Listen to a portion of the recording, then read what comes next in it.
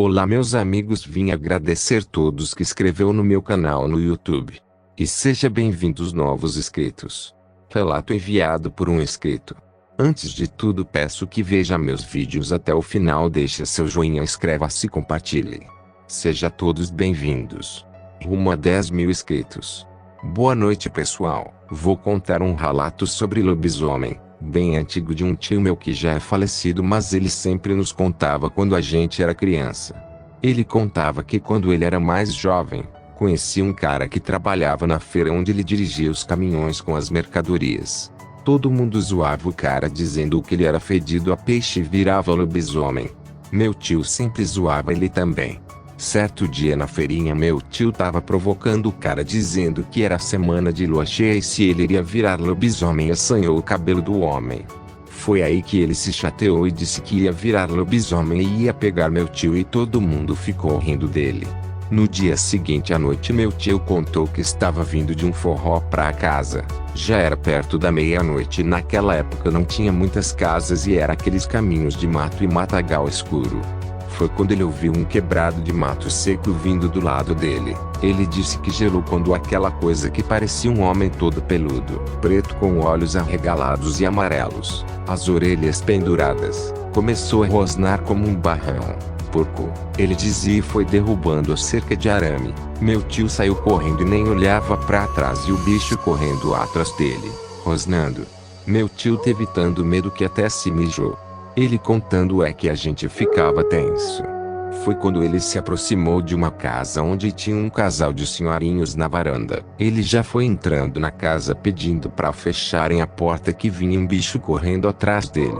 Quando eles fecharam a porta, o lobisomem já foi batendo com tudo, tentando arrombar a porta, e era uma gritaria tremenda tanto deles quanto da criatura batendo e enfiando as mãos por debaixo da porta. Foi aí que o velhinho pegou um facão e riscou no chão, saindo aquelas faíscas. Daí o bicho saiu correndo, derrubando cerca, varal, tudo. Meu tio teve que dormir na casa dos senhorinhos pois ficou atordoado e ficou com trauma de lugares escuros. Nos dias seguintes na feirinha o homem nunca mais apareceu por lá e meu tio Hernandes ficou com medo de comentar com as pessoas do local. Nunca falou do assunto. Ele sempre contava pra gente essa história e dava pra ver ele se arrepiar e os olhos marejavam. É isso gente, espero que tenham gostado. Segundo relato. Era uma noite quente de verão no interior de Minas Gerais. Eu estava na casa do meu tio, num pequeno sítio afastado da cidade, cercado por mato e estradas de terra. Como de costume, ficamos conversando na varanda até tarde, tomando café e ouvindo histórias dos mais velhos. Lá pelas 11h30, resolvi dar uma volta até o curral para verificar o gado, já que um dos bezerros tinha nascido naquele dia e estava um pouco fraco. Peguei uma lanterna velha e saí sozinho. A lua estava cheia, iluminando bem o caminho, mas o vento soprava forte, fazendo as folhas secas estalarem pelo chão. Eu já estava acostumado com o silêncio do campo, mas naquela noite havia algo diferente no ar. Era como se o próprio ambiente estivesse pesado. Quando cheguei perto do curral, os bois estavam quietos. Alguns mugiam baixo, enquanto outros chutavam o chão, nervosos. Foi aí que ouvi o primeiro som estranho, um uivo longo e grave vindo da mata. Meu coração disparou, mas tentei me convencer de que era só um cachorro de algum vizinho. Continuei andando, apontando a lanterna para o curral, quando, de repente, o barulho de galhos quebrando veio da estrada de terra ao lado. Virei a luz na direção e, por um segundo, vi algo que até hoje me dá arrepios. Uma criatura alta, magra, mas com músculos definidos, estava parada ali. Sua pele era escura e parecia coberta por pelos ralos. Os olhos brilhavam num tom amarelo, e os braços eram longos demais para um humano. Fiquei paralisado. A criatura respirava pesado, e cada vez que se mexia, eu ouvia o farfalhar das folhas sob suas patas. Sim, patas. Não eram pés normais. O medo tomou conta de mim, e minha primeira reação foi apontar a lanterna diretamente no rosto dela. Foi aí que ela rosnou e deu um passo à frente. Sem pensar duas vezes, corri como nunca na vida, sentindo meu próprio sangue pulsando nos ouvidos. Ao chegar perto da casa, gritei pelo meu tio. Ele saiu com a espingarda, e assim que nos aproximamos do curral de novo, a criatura já tinha sumido. Mas os rastros ficaram. Pegadas fundas no chão de terra, mais longas que um pé humano, com marcas de garras na ponta. Depois daquela noite, nunca mais fui ao curral sozinho. E até hoje, quando alguém me pergunta se acredito em lobisomens, eu apenas dou um sorriso e digo: tem coisa nesse mundo que a gente não explica. 3 Relato: lobisomem albino e espécies de lobisomem.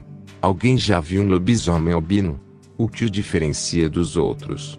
Os olhos do lobisomem diz a sua origem, mas e a cor? Olhos amarelos traço o maior lobisomem de Sina. De nascença ele pode ser visto por qualquer um. Olhos vermelhos traço o maior lobisomem por feitiço, virou por meio de bruxaria ou pacto, geralmente não bruxos, as ou serviçais de feiticeiro, as para ajudá-los em sua façanha. Tem o poder de se controlar e virar quem quiser. Há quem diga que não são físicos mas viram lobisomem no astral e apenas os mais sensíveis ao mundo espiritual que conseguem ver. Em algumas versões do lobisomem no Brasil, especialmente no interior, fala-se de um lobisomem branco ou albino como uma variação ainda mais assustadora e poderosa. Em algumas regiões, ele seria um lobisomem mais antigo ou mais amaldiçoado do que os comuns. Europa medieval. Na mitologia europeia, lobisomens de pelo branco ou prateado eram, às vezes, associados a linhagens especiais de licantropos, mais fortes e raros. Há histórias da França e Alemanha que falam de lobisomens brancos como criaturas quase espectrais. Crenças indígenas e afro-brasileiras. Em algumas tradições que misturam elementos indígenas e africanos, há relatos de seres sobrenaturais que aparecem como lobos brancos, muitas vezes associados a espíritos ou entidades protetoras, mas também como presságios de má sorte. Parte final. Os porcos selvagens. Na segunda-feira, 29 de dezembro de 1969, Alik Makikai, diretor do jornal News of World, retornou à tarde para sua casa e verificou que a porta estava quebrada e sua esposa Muriel tinha desaparecido. Na manhã seguinte, recebeu a primeira chamada dos raptores de uma cabine telefônica. Pertencemos à organização Máfia M13 e temos a sua esposa. Na próxima quarta-feira, terá de nos entregar 3 milhões de libras se quiser vê-la viva novamente. Lhe informou uma voz ronca e agitada do outro lado da linha. Por favor. Eu não tenho esse dinheiro. É impossível para mim reuni-lo em tão pouco tempo. Esse é o problema dela. Ou consegue o dinheiro ou nós matamos-la. Foi a resposta clara. Os donos do jornal emprestaram a quantia exigida ao marido desesperado, impondo-lhe em troca que a polícia deveria intervir. Houve uma tentativa inicial de entrega falhada. A segunda tentativa foi realizada em 6 de fevereiro de 1970. Forçaram o Makikai a dar muitas voltas e finalmente deixar 2 malas com o dinheiro atrás de uma carrinha estacionada no pátio da Gates Garage. No entanto, os canalhas responsáveis pelo crime foram privados do seu ganho espúrio. Um casal passou por lá antes deles e levou as malas, acreditando que tinham sido esquecidas. Ao descobrirem seu conteúdo opulento, agiram honestamente e avisaram as autoridades policiais. Os malfeitores tiveram má sorte, não só porque não foram feitos do cobiçado saque, mas porque a polícia detectou o Volvo azul escuro com o qual estavam rondando pela área de resgate. Eles registraram a matrícula verificando que era propriedade dos irmãos Arthur e Nizamudin Hussein, 2 hindus muçulmanos proprietários de uma residência e uma fazenda de porcos na região de Hoxton, Hertfordshire, Inglaterra. Fazendeiros tornados criminosos foram presos, e logo se acumularam inúmeras provas do seu rapto seguido de homicídio. Além das cartas reclamando dinheiro, onde pretextavam integrar a fictícia gavilha de ampões Máfia M3, foi encontrado par de máscaras com aparência suína que usaram para não serem reconhecidos. Também foram descobertos os 2 machados manchados de sangue utilizados para cortar a prisioneira. Presa no curral das feiras, o medo sentido pela mulher ao ver aqueles mascarados brandindo os machados deve ter sido enorme. O sadismo desdobrado e o terror a que a vítima foi submetida constituíram agravantes do crime. Atendendo a tais razões, apesar da ausência do corpo do crime, o júri não teve dificuldade em emitir um veredito de prisão perpétua contra os réus.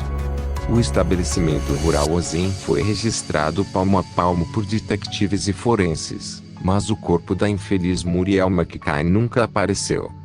Os investigadores concluíram que os seus raptores a executaram com um tiro, cortaram-na em pedaços e deram-na como alimento à sua faminta de porcos.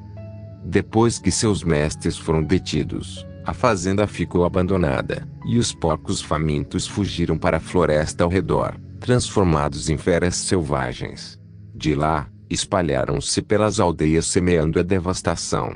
Uma sequência de ataques mortais contra crianças, cujos corpos foram encontrados mutilados e parcialmente devorados, seriam atribuídos ao apetite descontrolado destes animais ávidos por voltar a comer carne humana. Rumo a 10.000 inscritos.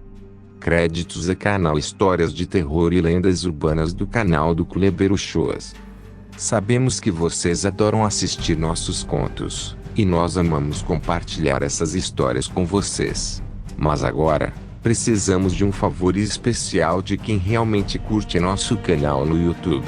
Para que possamos continuar trazendo mais conteúdo incrível, precisamos que assistam aos nossos vídeos. Isso nos ajudará a monetizar nosso canal no YouTube e manter tudo funcionando. Então, se puderem tirar um tempinho para assistir, ficaremos imensamente gratos. Segue os links para vocês assistirem nossos vídeos, assistam nossos videorelatos, contos e histórias no canal no YouTube do Kleber Uchoas. Fonte: um inscrito do canal. Bem-vindos novos inscritos. Para quem não é inscrito, inscreva-se, compartilhe e volte sempre. Canal do Kleber Uchoas agradece pela sua visita. Volte sempre.